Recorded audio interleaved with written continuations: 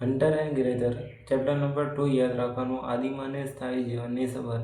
STD 6 chapter number 2 આદિમાનવની સ્થાયી જીવનની સફર કે આદિમાનવે પોતાનું સ્થાયી જીવન ક્યારથી શરૂ કર્યું.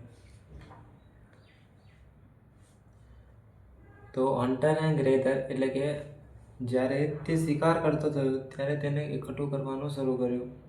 જ્યારે તે શિકાર કરવાનું શરૂ કર્યું ત્યારથી તેને એકઠું કરવાનું શરૂ કર્યું. ભીમબેટકાની ગુફા યાદ રાખવાની. એમપી જે મહારાષ્ટ્રમાંથી મળી આવેલી છે તેની અંદરથી માનવીના જે 500 જેટલા ચિત્રો મળી આવેલા છે. તે તમામ ચિત્રો આકૃતિક રંગનો ઉપયોગ કરવામાં આવેલો છે. એક આ લાઈન યાદ રાખવાની. અગ્નિ અને ચક્રની શોધ. જેમ જેમ સમય વીતતો ગયો તેમ અગ્નિની શોધ પણ થઈ. દક્ષિણ ભારતની કુરનૂલની ગુફામાંથી અગ્નિની શોધ મળી આવેલી છે, એટલે કે ત્યાંના રાખના અવશેષો મળી આવેલા છે. ઇતિહાસકારો 11,000 વર્ષ પહેલાં અગ્નિનો ઉપયોગ કર્યો. ઇતિહાસકારો એવું માનવું હતું કે 11,000 વર્ષ પહેલાં પણ અગ્નિનો ઉપયોગ થયો હશે. ચક્ર ક્યાંથી મળી આવેલું અથવા ચક્રની શોધ કઈ રીતે થઈ? તો ઝાડના થડ અને જાડા લાકડામાંથી ચક્રની શોધ થઈ હતી.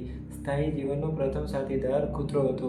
કૃષિ પશુપાલન માટે જાણીતો કહેવામાં આવે તો યાદ રાખવાનું તે પણ